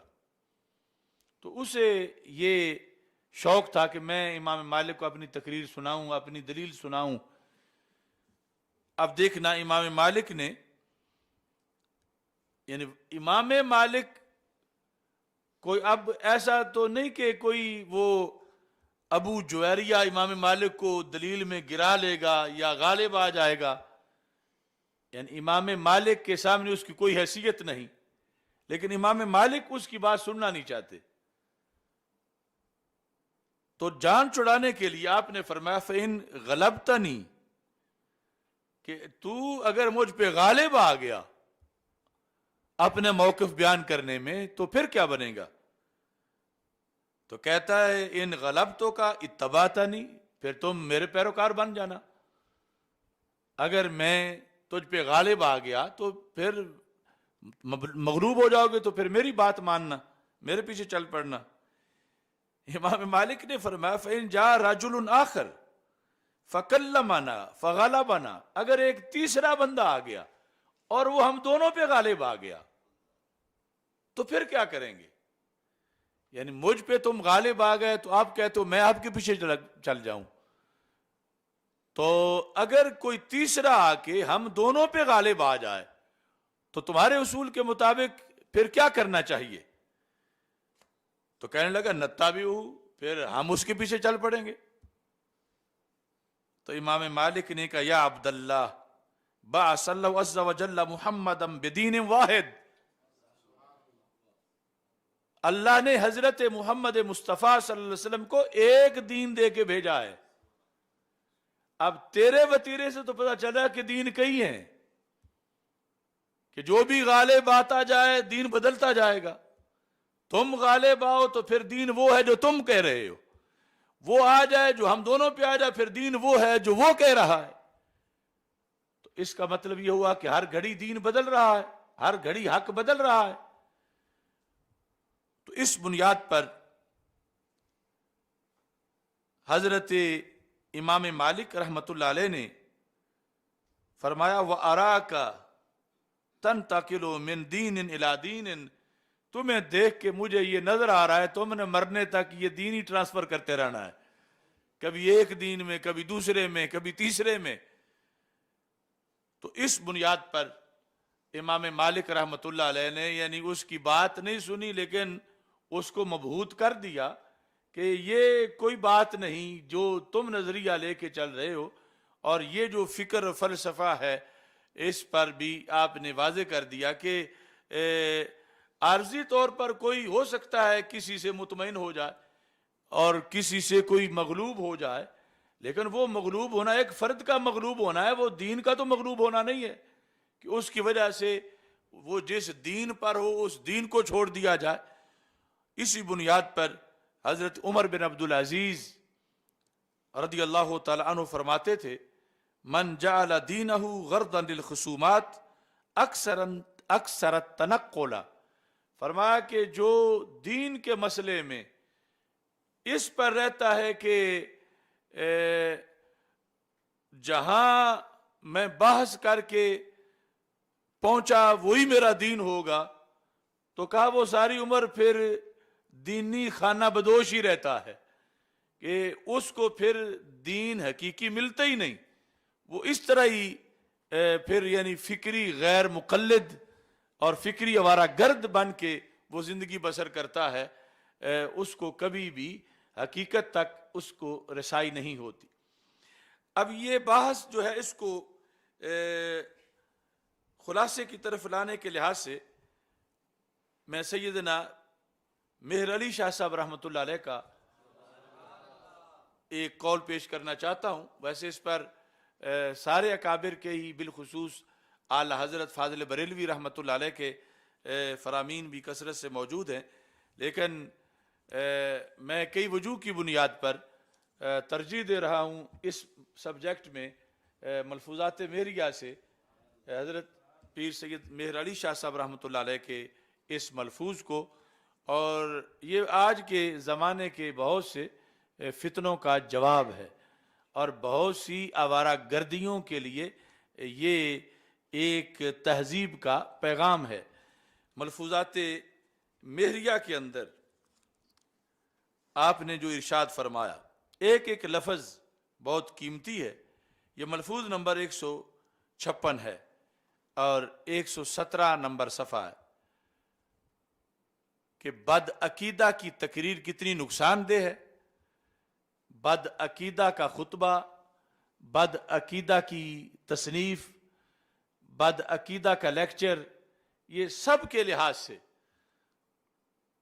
اور چلو ہم جیسے آج لوگ یہ بات چھیڑ بیٹھے ہیں اور حق بڑوں کا ہے کہ وہ کریں، تو یہ اتنے بڑے بزرگ، اتنے بڑے آستانے اور جو منسلکین کے ان کے لحاظ سے بھی ان کے ذریعے سے ہم کوشش کر لیتے ہیں کہ کوئی سنے تو صحیح کہ پیر صاحب کیا کہتے ہیں، اور یہ جو پچھلے سارے ایک مکس اچار بنا کے بیٹھ جاتے ہیں کہ کسی سے ختم نبوت سن رہے ہیں، کسی سے جو ہے وہ سیدہ پاک رضی اللہ تعالیٰ عنہ کی شان سن رہے ہیں، کسی سے نشان منزل پوچھ رہے ہیں، تو یہ سوچیں تو صحیح کہ یہ بڑوں نے آخر ایسا کیوں نہیں کیا اور بڑوں کا موقف کیا تھا، اور یہ پچھلے کیوں ان کو فالو نہیں کرتے، چندے ان کے نام پہ لیتے ہیں، سلام ان کے نام پر اور اعزاز ان کے نام پر، اور انہی کی تعلیمات سے دھوکہ کرتے ہیں۔ آپ نے فرمایا اب یہ نسل نو کے جتنے ہمارے مبلغ ہیں یہ سب پہ فرض ہے کہ یہ ملفوظ ہر جگہ بیان کریں، طلباء بھی بیان کریں، جو کہ اس سے انشاءاللہ فیض بڑا آگے تقسیم ہوگا۔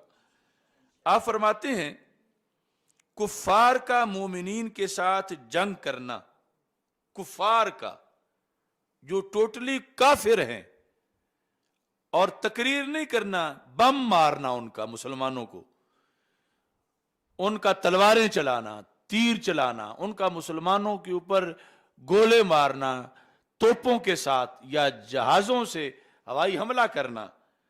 کہتے ہیں کفار کا مومنین کے ساتھ جنگ کرنا در حقیقت اتنا مضر نہیں، یہ لفظ مضر ہوتا ہے، مضر نہیں، مضر، اضر یضر، اضرر یضرر اضرارا فہو مضرر مضر۔ تو چونکہ سگریٹ کی ڈبی بھی لکھا ہوتا ہے تو وہ سگریٹ نوشی صحت کے لیے مضر ہے، تو یہ مضر بھی پورا صحیح تلفظ سے لوگوں کو پڑھنا نہیں آتا، مضر ہے ہی کرتے رہتے ہیں، تو وہ لفظ مضر ہے، عربی میں مضر اور اردو میں مضر۔ فرمایا کہ کفار کا مومنین کے ساتھ جنگ کرنا در حقیقت اتنا مضر نہیں جتنا کہ بد اعتقاد لوگوں کی تقریر و تحریر۔ دیکھو ادھر ہے کافر کی جنگ، ادھر ہے بد عقیدہ کی تقریر کہ کافر کی جنگ سے جو بھی اسلحہ اس کے پاس ہو، اور ہے بھی اندر بہر سے کافر، اس کی جنگ سے اتنا نقصان نہیں ہے جتنا کہ بد اعتقاد لوگوں کی. بد اعتقاد بولا ہے، یہودی نصرانی ہندو سکھ کی بات نہیں ہو رہی، اگرچہ وہ بھی عقیدہ تو بد ہی ہے ان کا، لیکن بد اعتقاد اسلام کے دائرے کے اندر اہل سنت سے ہٹ کر جو لوگ ہیں ان کو کہا جاتا ہے. جس طرح اہل احوا یا اہل بیدع، تو یہاں انہوں نے لفظ بولا بد اعتقاد. جتنا کہ بد اعتقاد لوگوں کی تقریر و تحریر، یہ دعویٰ. آگے دلیل سنو. کیونکہ کفار کے ساتھ جنگ سے بڑی تکلیف یہی ہوتی ہے کہ مومن کفار کی تلوار کے غلبہ سے مقتول ہوتے ہیں. یعنی کافر لڑیں گے تو انہوں نے کوئی کمی تو چھوڑنی نہیں، اپنا پورا زور انہوں نے لگانا ہے، تو کیا ہوگا کہ بالآخر مسلمان شہید ہو جائیں گے. وہ جو ان کے قابو آ جائے گا جہاں وہ حملہ کر سکیں گے، تو ان کی تلوار کے غلبہ سے مسلمان مقتول ہوتے ہیں. لیکن یہ ہے تصوف، یہ ہے اصل فقر غیور. یہ فقر غیور کا لفظ کئی لوگ اپنے رسالوں پہ لکھتے ہیں، لیکن وہ فکر تنوری پھر بن جاتا ہے بالآخر. تو فقر غیور جو ہے، فقر غیور، وہ پیر میر علی شاہ صاحب کا اگلے جملے سے پتہ چل رہا ہے. کہتے ہیں کہ یعنی بظاہر تو یہ کہ بہت بڑا مسئلہ بن گیا کہ بندہ مسلمان تھا، کافروں نے مار دیا ہے، تو کہتے ہیں لیکن ایمان رکھتے ہوئے مقتول ہونا تو ایک بڑی کامیابی ہے. یعنی بندہ حالت ایمان میں قتل ہو جائے تو بڑی کامیابی ہے. یہ کسی پیر کی زبان سے نکلا ہوا لفظ تو وہ واقعی پھر پیر ہے. فرماتے ہیں کہ لیکن ایمان رکھتے ہوئے مقتول ہونا یعنی قتل ہو جانا تو ایک بڑی کامیابی ہے. کیوں؟ دنیا ہمیشہ رہنے کی جگہ نہیں. مر تو ویسے بھی جانا ہی تھا، چلو کافر کے ہاتھ سے مر کے شہادت تو مل گئی ہے. کہتے ہیں دنیا ہمیشہ رہنے کی جگہ نہیں، انسان محل حوادث ہے. انسان خود محل حوادث ہے. تو جو چیز محل حوادث ہو خود بھی حادث ہوتی ہے. دنیا ہمیشہ رہنے کی جگہ نہیں، انسان محل حوادث ہے. جسم برباد بھی ہو جائے مگر ایمان باقی رہے تو کوئی ضرر نہیں. جسم برباد بھی ہو جائے مگر ایمان باقی رہے تو کوئی ضرر. یعنی کافر نے مارا تو جسم برباد ہوا، ایمان تو نہیں نہ برباد ہوا. یہ فرق بتا رہے ہیں کہ بد عقیدہ کی تقریر اور کافر کا گھوڑا اور تلوار. کہ کافر کی تلوار سے مومن جو ہے وہ شہید ہو گیا تو کہتے ہیں ویسے اس نے کب ساری زندگی رہنا تھا، باقی قیامت تک اس نے جانا ہی تھا. تو حالت ایمان میں رہ کر دنیا سے چلا گیا تو کہتے ہیں کہ مگر ایمان باقی رہے تو کوئی ضرر نہیں. مگر جو شخص اسلام کا دعویٰ کرے، اب یہ جو میں نے وضاحت کی بد اعتقاد لوگوں کی، وہ خود انہوں نے ذکر کر دیا کہ یہاں بد اعتقاد وہ ہندوؤں، سکھوں، یہودیوں، نصرانیوں کو نہیں کہہ رہے، بلکہ کلمہ گو جو اسلام والے اور ہیں آگے بد عقیدہ ان کی بات کر رہے ہیں. کہتے ہیں مگر جو شخص اسلام کا دعویٰ کرے اور محراب میں منبر پر کھڑے ہو کر واعظانہ صورت میں ناصحانہ آیات و احادیث پڑھ کر بے جا تعویلوں اور ہلا بازیوں سے اہل اسلام کے عقیدوں میں خلل پیدا کرے. منبر پر جس طرح یہ بیرے والوں نے نشان منزل جلسہ جو کیا ہے تو وہاں پر وہ ایک غیر مقلد وہابی بلایا ہے، ایک دیوبندی بلایا ہے، اور ایک یہ لاہور کا بہت خطرناک شیعہ بلایا ہے اور ان کو عزت کی جگہ سٹیج پر ڈائس فراہم کیا ہے کہ جو بم مارنا ہے مسلمانوں کو مارو تم.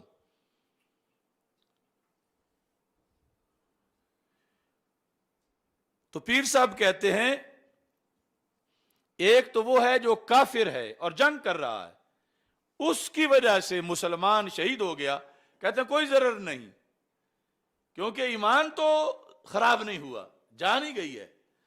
مگر جو شخص اسلام کا دعویٰ کرے,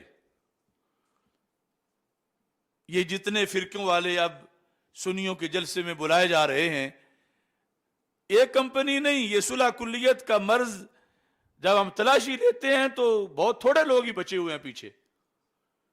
کوئی گھر بلا کے کر لیتے ہیں, کوئی جا کے کر آتے ہیں یہ کام.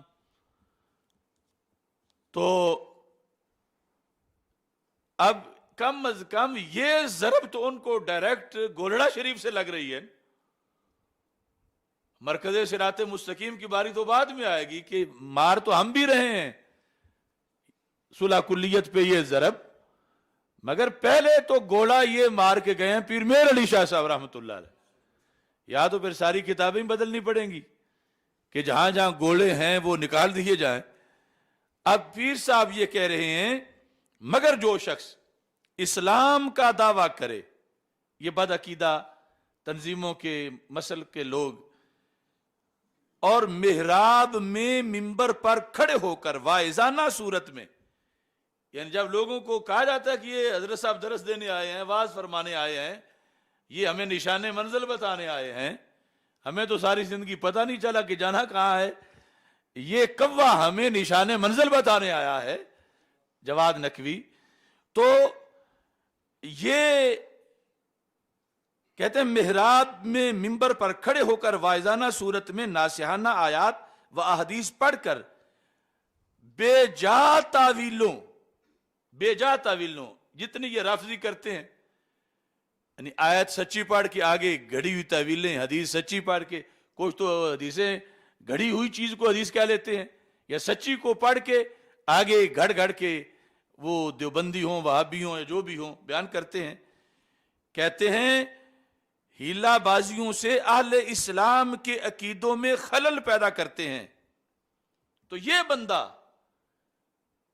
جو دعویٰ اسلام کر کے تعویلوں سے حملہ کر رہا ہے مسلمانوں پر, تو پیر صاحب کہتے ہیں تو ایسے شخص کا ضرر بہت زیادہ ہے. جس کافر نے گولے مار کے مسلمانوں کو شہید کر دیا, کہتا وہ کوئی ضرر نہیں, کیوں, ایمان تو بچا ہوا تھا, اس کے گولوں سے جان گئی ہے, ایمان تو نہیں گیا. اور یہ جو صلح کلیت کے گولے ہیں, پیر صاحب کہتے ہیں کہ اس کی وجہ سے ایمان چلا جاتا ہے.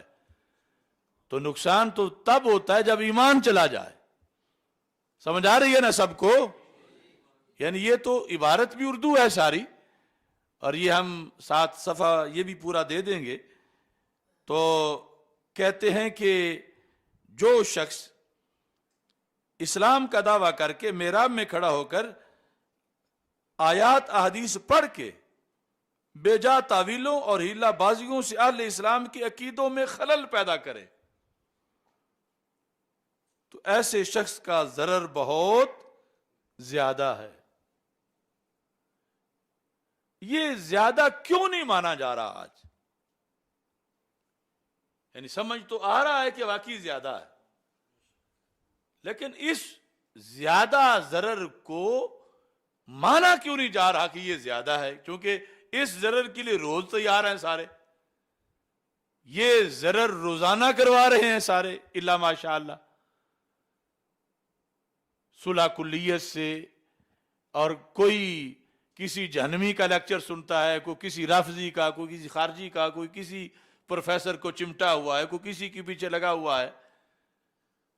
تو پیر میر علی شاہ صاحب رحمۃ اللہ علیہ پھر کیونکہ کہہ کے آگے تشریح کرتے ہیں, کہتے ہیں کیونکہ اس کی زبان کا ڈنگ,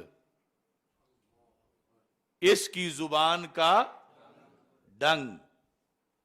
یہ جو بدعقیدہ خطیب ہے، بدعقیدہ پروفیسر ہے، بدعقیدہ مولوی ہے، بدعقیدہ پیر ہے، اس کی زبان کا ڈنگ روح اور ایمان کے لیے ایک خطرناک اژدہا ہے. روح اور ایمان کے لیے ایک خطرناک بڑا سانپ جو ہوتا ہے.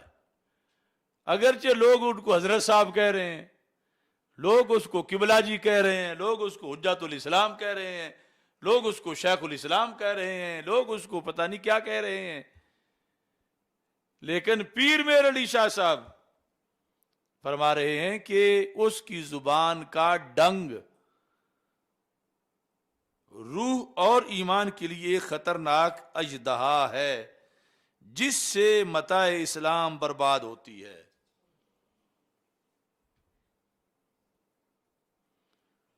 صحبت بد کا اثر برے کام کرنے سے بھی زیادہ برا ہوتا ہے.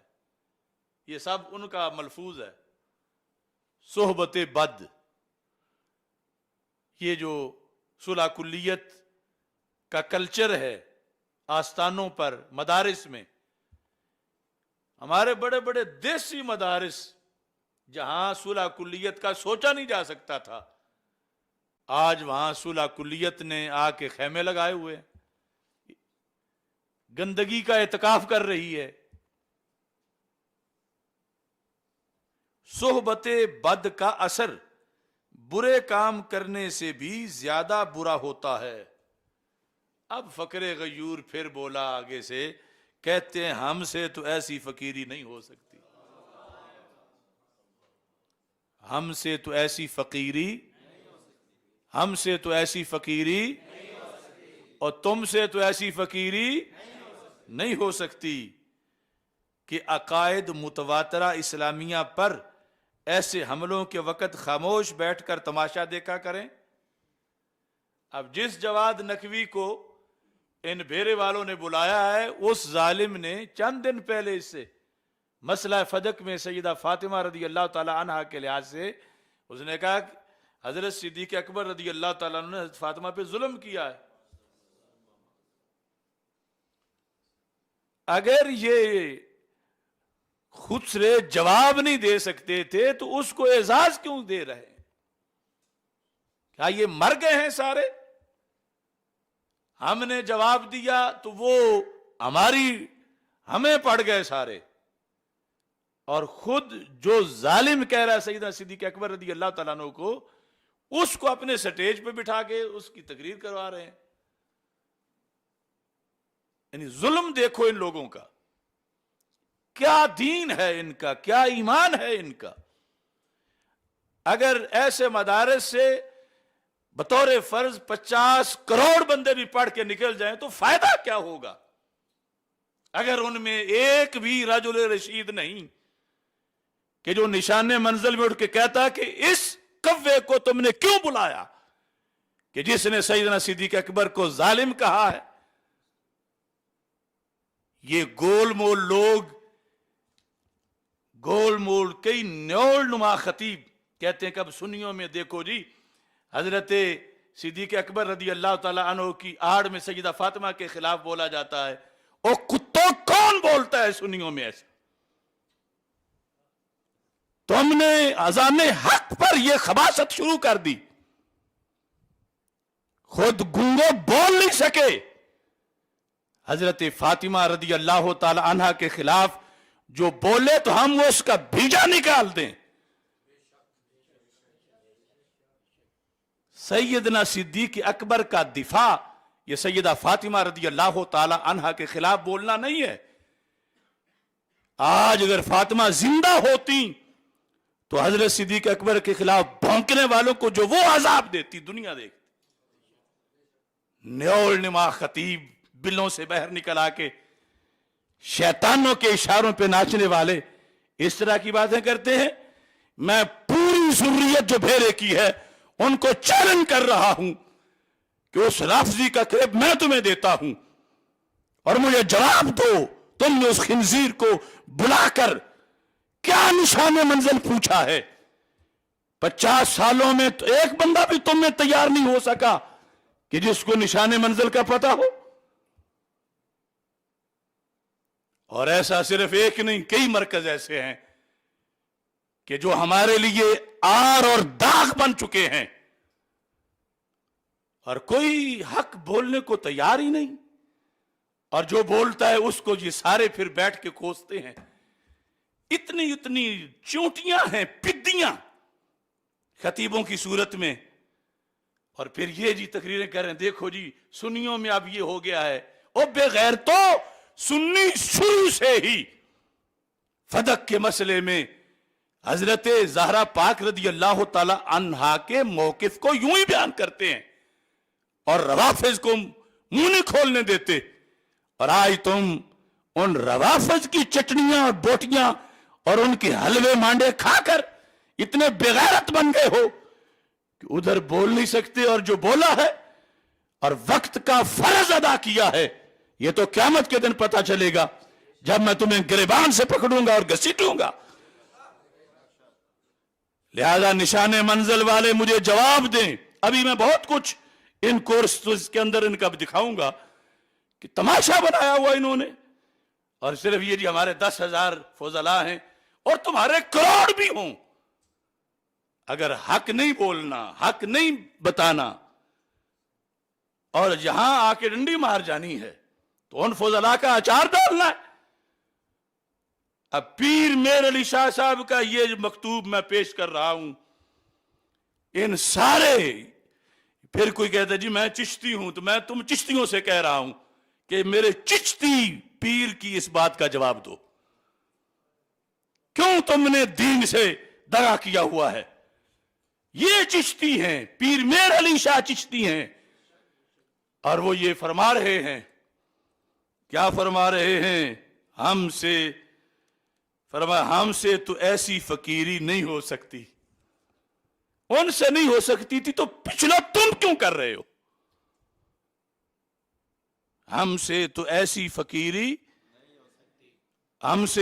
फकीरी क्या कि अकायदे मुतवातरा इस्लामिया पर ऐसे हमलों के वक्त खामोश बैठकर तमाशा देखा करें। तो ये तो तमाशा देखने से भी आगे आगे तमाशा करना शुरू कर दिया इन्होंने। उस जवाद नकवी को जवाब नहीं दे सकते थे, उस सैफी अली मलूना को जवाब नहीं दे सकते थे, तो कम अज कम जवाब देने वाले के खिलाफ तो ना भौंकते। ये तो खुद तमाशा करना शुरू हो गए, एक नहीं, दो नहीं, चार नहीं, इस तरह सब।